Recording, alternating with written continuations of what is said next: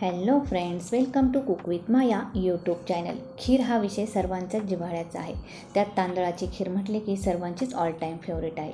त्यात पितृपक्ष चालू आहे. पितृपक्षामध्ये नैवेद्यासाठी तांदळाची खीर हमखास करावी लागते. आता या ठिकाणी खीर बनवण्यासाठी मी पातेल्यामध्ये 2 चमचे साजूक तूप घेतलेले आहे. तूप मेल्ट झाल्यानंतर हा छोटा बाउल भरून मी इंद्रायणी तांदूळ स्वच्छ धुवून घेतलेले आहेत. तुपामध्ये तांदूळ एखाद्या मिनिटासाठी छान परतून घ्यायचे.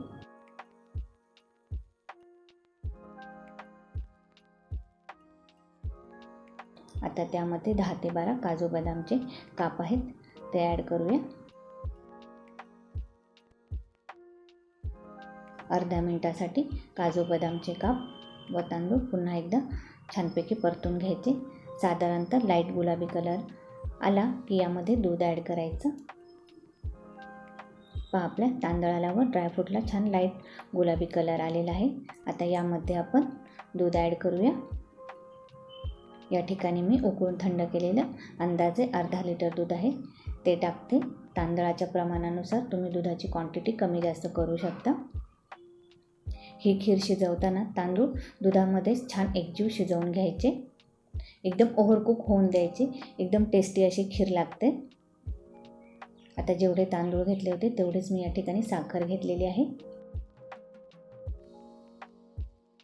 दुधामध्ये साखर छानपैकी हलवून मेल्ट करून घ्यायची.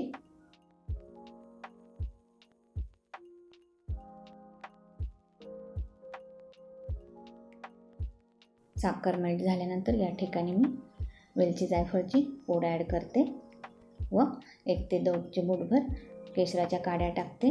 केशराच्या काड्यांमुळे आपल्या खिरीला छानसा कलर येतो व आपल्या दुधाला छान उकळी आलेली आहे. साधारणतः थोड्या वेळाच्या अंतराने खीरसारखी हलवत राहायची, त्यामुळे पातेल्यामध्ये खीर खाली लागणार नाही. गॅसची फ्लेम मीडियम ठेवायची. मीडियम फ्लेमवरती तांदूळ दुधामध्ये छानपैकी एकजीव होतोपर्यंत शिजवून घ्यायचे.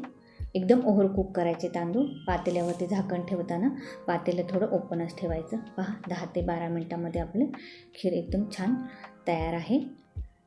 तुम्ही या प्रकारे करून पहा. करायलाही सोपी व सर्वांची आवडती अशी तांदळाची खीर या ठिकाणी तयार आहे.